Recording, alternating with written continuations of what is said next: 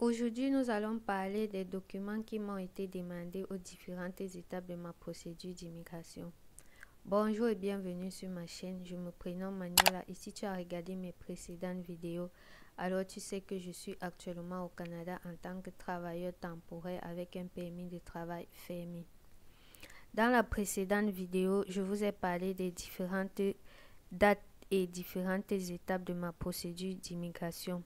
Aujourd'hui, je parlerai donc des différents documents qui m'ont été demandés. Je tiens d'abord à préciser que je parle de mon cas à moi et selon votre cas à vous, vous pouvez avoir une demande de documents totalement différente selon le poste auquel on vous aura recruté ou alors même de l'état dans lequel vous partez. Moi particulièrement, mon employeur se trouvait au Québec, donc je partais dans la province du Québec. Bien évidemment, dans le futur, je présenterai les démarches administratives de d'autres personnes sur ma chaîne. Mais aujourd'hui, parlons de mon cas à moi. Comme je l'ai précédemment dit, ma procédure d'immigration a commencé par la recherche du travail, car qui dit travailleur temporaire avec un permis de travail fermé dit au préalable l'obtention d'un contrat de travail. Donc, le 24 mars, je reçois ma proposition de travail et selon le poste auquel je pourvoyais, on me demande pour cela d'avoir comme diplôme le bac.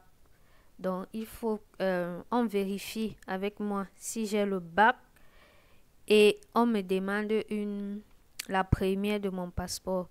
Donc, les premiers documents que j'envoie pour qu'on établisse mon contrat de travail sont mon diplôme de baccalauréat et la première de mon passeport. Passeport que je vais même changer au cours de ma procédure car il est dit que lorsque vous venez déposer le passeport pour votre visa, le passeport doit avoir une validité qui dépasse la durée de votre visa et mon contrat de travail étant de 2 ans, mon passeport à la fin de ma procédure était moins de 2 ans. Donc, il fallait absolument que je refasse un autre passeport pour que mon visa soit collé. Bien évidemment, si votre passeport a moins de 2 ans, vous aurez votre visa, mais il est dit que lorsque votre visa excusez, il a dit que lorsque votre passeport se périme, votre visa également se périme et une fois sur le territoire, le processus de renouvellement est très compliqué. Voilà pourquoi j'ai préféré changer mon passeport depuis le Cameroun avant même d'immigrer pour éviter une forme de stress une fois sur le territoire. Donc, en résumé, je résume. Lorsque vous êtes dans une procédure d'immigration, vous devez vous assurer que la validité de votre passeport dépasse la validité de votre visa. Dans mon cas particulièrement, j'avais un contrat de travail de 2 ans, donc mon visa devait avoir 2 ans et mon passeport expirait en novembre 2024. Donc, il me fallait absolument renouveler mon passeport pour éviter le stress. Bien évidemment, si votre passeport a une durée moins que celle du visa, Yaoundé ne peut pas refuser de le coller. Mais une fois sur le territoire canadien, il est dit que votre visa expire lorsque votre passeport expire. Et renouveler, quand je me suis renseignée, on m'a dit que renouveler devait être une procédure très compliquée. Donc, j'ai voulu éviter cette procédure et j'ai fait mon passeport avant. Donc, pour la signature du contrat, je vais envoyer mon diplôme du bac. Ça, c'est le diplôme qui m'a été demandé pour ma procédure d'immigration à moi, pour le poste auquel on m'avait retenu.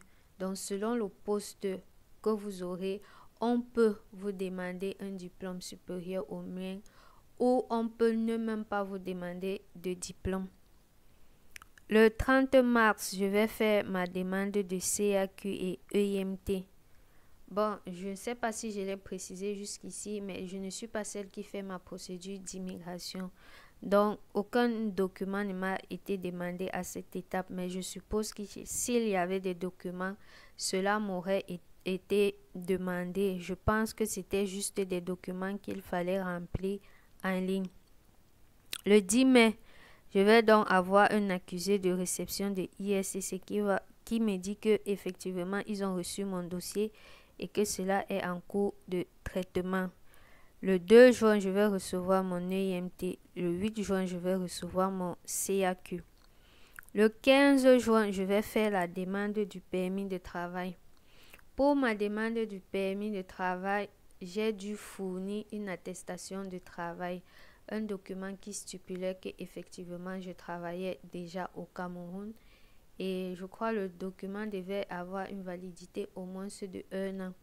J'ai dû fournir également 12 bulletins de paye sur la période, 12 bulletins de paye, donc 1 an de bulletins de paye. J'ai dû créer un fichier Word dans lequel j'ai entré le nom de ma famille, père, mère, date et lieu de naissance, occupation et statut matrimonial. Pareil pour les frères. Si vous avez 4-5 frères, vous devez entrer toutes ces informations. Le nom, la date de naissance et lieu de naissance, le statut matrimonial et l'occupation. Pareil pour les demi-frères ou alors demi-sœurs. Vous faites la même chose. Donc, j'ai fait un fichier Word avec toutes ces informations. J'ai aussi fait une photo qui respecte les exigences canadiennes. La photo était 70 x 50 mm. Donc, il faut aller, lorsque vous arrivez à cette étape, dans un centre où la personne a vraiment l'habitude de le faire, car la photo a certaines exigences bien précises. Les traits du visage, par exemple, vous ne devez pas sourire, vous ne devez pas être fâché. Les éléments qui doivent apparaître, par exemple les oreilles et tout. Moi, par exemple, mon photographe a dû refaire ma photo 4 à 5 fois. Donc, il faut vraiment aller dans un centre où la personne a l'habitude de le faire et connaît ce qu'il fait. Et bien évidemment, il faut vous attendre parce que vous pouvez faire votre photo, envoyer et elle est rejetée. Vous devez donc vous entendre. Au cas où ma photo n'est pas rejetée, lorsque je vais revenir, combien est-ce que je vais encore te donner ou alors je ne te donne même rien. Parce que c'est une photo qui coûte un peu cher que les autres. Moi, j'ai payé la mienne à 3 000 dans un studio photo à Yaoundé, mais j'ai une connaissance qui a payé la sienne à 5 000 dans un studio photo à Douala. Donc, vu le coût de la photo, il faut vraiment aller quelque part où la personne sait ce qu'il fait. Donc, en résumé, pour la demande du permis de travail, j'ai fourni une attestation de travail, les bulletins de paie sur une période de 12 mois, un fichier dans lequel j'avais mis toutes les informations concernant mon père, ma mère, mes frères et sœurs, ainsi que mes demi-frères et mes demi-sœurs, et bien évidemment la photo. J'ai vu certaines personnes dans leur procédure où on demandait une affiliation à la CNPS. Mais une fois encore, comme je l'ai dit, cela dépend de la province dans laquelle vous allez, du programme d'immigration que vous suivez et du poste auquel vous pourvoyez. Donc, si on vous le demande, ne pensez pas peut-être que c'est une arnaque ou un machin, tout dépend de votre procédure d'immigration. Le 21 juin, je vais recevoir ma lettre d'introduction pour la biométrie. Je vais prendre rendez-vous pour le 27 juin. Et lorsque je vais me rendre pour ma biométrie, les documents qui me seront demandés sera ma lettre d'introduction à la collecte de données biométriques, mon document qui confirme que j'ai effectivement pris rendez-vous et l'original de mon passeport. Je tiens à préciser qu'au Cameroun, actuellement, le seul centre autorisé à faire la collecte des données biométriques se trouve à Yaoundé et s'appelle IOM. Donc, si vous êtes en procédure d'immigration et que vos données biométriques sont collectées ailleurs qu'à Yaoundé, à OIM, il faut vous poser des questions. Le 27 août, je vais anticiper et faire ma visite médicale. Comme je l'ai précédemment dit, il est tout à fait possible d'anticiper sa visite médicale dans une procédure d'immigration. Je n'étais pas la seule sur place à le faire et avec plusieurs autres personnes. Des personnes qui n'avaient même pas encore fait la biométrie mais qui anticipaient déjà la visite médicale. Pour la visite médicale, lorsque vous prenez rendez-vous, parce que même pour la visite médicale, il faut prendre rendez-vous. Lorsque vous prenez rendez-vous, généralement quelques jours avant, vous recevez un message dans lequel on vous cite les conditions de votre visite médicale. Donc, il était stipulé que vu qu'on devait faire un examen de la cage thoracique, on devait venir en sous-vêtements. Donc, pour ne pas être gêné, on devait se préparer en conséquence et porter des sous-vêtements dans lesquels on devait être à l'aise. Il fallait également venir avec les originaux de notre versement que nous avons effectué à Ecobank. Il fallait avoir 2 photocopies de la première de passeport. Il fallait avoir, pour ceux qui ont fait la vaccination du Covid, votre carnet, mais ça c'est facultatif. Moi, je ne l'ai pas fait, donc je n'avais pas. Et il fallait avoir avec vous un stylo bleu parce que vous deviez écrire. Donc, pour la visite médicale, on part avec l'original de notre reçu de versement à Ecobank, 2 photocopies du passeport, un bic bleu, le carnet de vaccination du Covid si vous l'avez fait. Et ça c'est pour la visite médicale. Le 8 novembre, je pars effectuer mon dépôt du passeport. Donc, pour le dépôt du passeport, il vous faut la lettre dans laquelle on vous a demandé de venir déposer. Bien évidemment, lorsque vous recevez cette lettre, pareil que pour la biométrie, vous avez 30 jours pour venir faire votre biométrie ou alors vous avez 30 jours pour venir déposer votre passeport. Mais avant, vous devez prendre rendez-vous. Pour faire la biométrie, on prend rendez-vous. Pour faire la visite médicale, on prend rendez-vous. Pour venir déposer le passeport, on prend rendez-vous. Donc, les documents qui me sont demandés lorsque je pars pour déposer mon passeport sont la lettre dans laquelle on m'a demandé de venir déposer, bien évidemment l'original de mon passeport. Et comme je l'ai précisé au début, cette fois-ci, mon passeport était différent du passeport avec lequel j'avais commencé ma procédure. Bien évidemment, lorsque le passeport est changé, cela est mentionné à l'ISCC au cours de la procédure d'immigration. Et il y avait la lettre de demande d'introduction de données biométriques.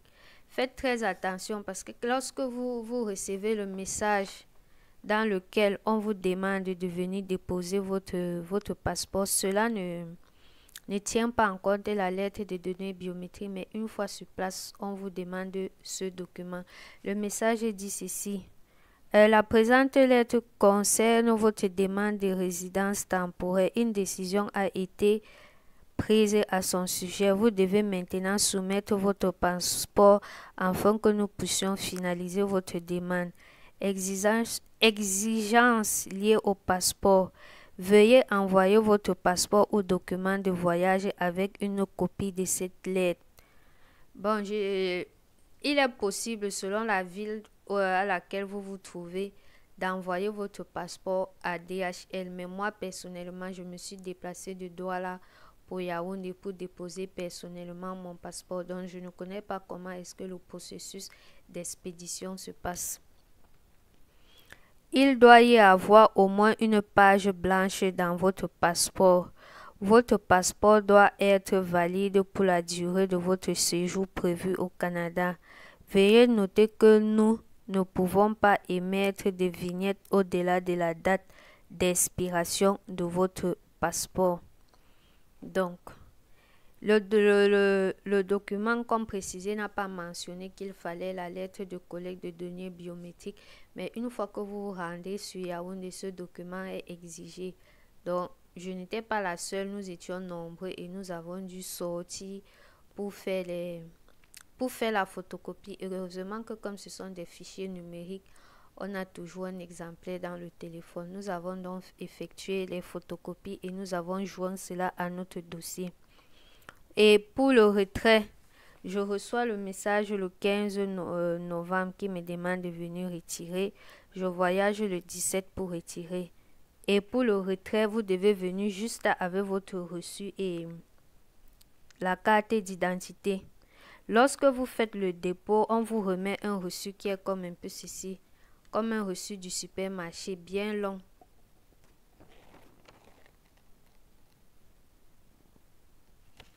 Je montre la mauvaise face parce que l'autre face a mes informations bien évidemment qui sont confidentielles. Donc pour retirer, on part avec ce reçu et on part avec la carte d'identité. Je crois que j'ai fait le tour sur les documents qui sont demandés. Et je pense que si je fais un récapitulatif, la vidéo serait longue. Donc en fonction de l'étape à laquelle vous voulez suivre, je vous conseille de rentrer en arrière et d'écouter. Si vous avez des questions par rapport à ce que j'ai dit, bien évidemment, n'hésitez pas de le mettre en commentaire. Petite parenthèse, comme vous avez pu constater, tous les documents que j'ai reçus au cours de ma procédure, ce sont des documents PDF. Donc, lorsque vous êtes dans la recherche d'une agence, par exemple, d'immigration avec laquelle vous voulez travailler, faites très attention car certaines personnes prennent les documents PDF et font des modifications dessus pour faire croire que cela fait partie des clients. Voilà pourquoi je me donne pour objectif d'être totalement transparent, de donner le maximum d'informations que je peux dans mes vidéos. Cela va vous permettre, lorsque vous êtes dans la recherche d'informations, d'avoir toutes les informations dont vous avez besoin et de détecter les fausses personnes, les arnaqueurs, lorsque vous serez en conversation avec eux. Parce que même lorsqu'on est dans une procédure d'immigration, qu'on ne veut pas faire sa procédure soi-même, il faut qu'on ait un minimum de connaissances. Cela nous permet, lorsque nous discutons avec les responsables des agences, de poser les bonnes questions et en fonction de leurs réponses, de savoir si ce qu'ils disent est cohérent ou alors s'ils sont juste en train de nous tromper. Donc faites très attention. Les documents PDF se modifient. Je peux prendre mon document aujourd'hui, j'envoie à quelqu'un et la personne change juste le nom, les dates et présente comme si il avait une nouvelle procédure d'immigration. Donc quelqu'un peut avoir eu à travailler avec un seul client, passe son temps à modifier ce document-là et vous faire croire qu'il reçoit des centaines et il fait voyager des centaines et des dizaines de personnes par mois.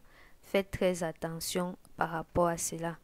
Merci d'avoir regardé cette vidéo et on se dit à très prochainement pour une autre vidéo.